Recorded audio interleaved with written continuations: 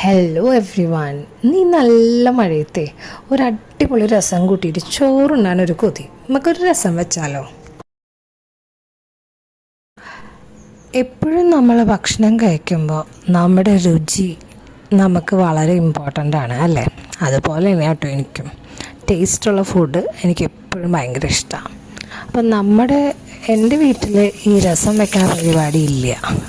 ഇവിടെ വന്നതിന് ശേഷം കല്യാണം കഴിഞ്ഞ് ഇവിടെ വന്നിട്ട് ഇവിടുത്തെ അമ്മയുടെ കയ്യിൽ നിന്നാണ് ഞാൻ ഈ റെസിപ്പി പഠിച്ചെടുത്തത്. പക്ഷേ ഭയങ്കര ടേസ്റ്റ്, അസാധ്യ ടേസ്റ്റുള്ള ഒരു രസം. ആഡഡ് പൊടികളൊന്നുമില്ല കേട്ടോ, മറ്റേ രസപ്പൊടി അങ്ങനെ ആഡ് ചെയ്യണ പരിപാടിയില്ല. ആകെ ഇതിൽ പൊടികളായിട്ട് ചേർക്കുക മഞ്ഞൾപ്പൊടിയും ഉപ്പും കുറച്ച് മല്ലിപ്പൊടിയും മാത്രമാണ്.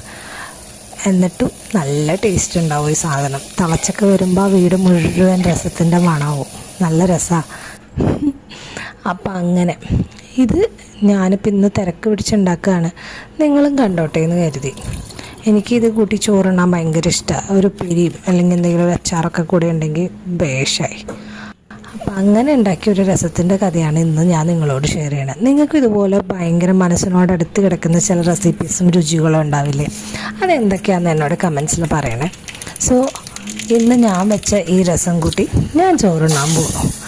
ഈ രസം ട്രൈ ചെയ്ത് നോക്കാൻ മറക്കരുത് കേട്ടോ. ട്രൈ ചെയ്തിട്ട് ഇഷ്ടമായാൽ എന്നോട് കമൻറ്റിൽ വന്ന് പറയുകയും വേണം. അടുത്തൊരു വീഡിയോയിൽ കാണുന്നത് വരെ bye, take care and lots of love.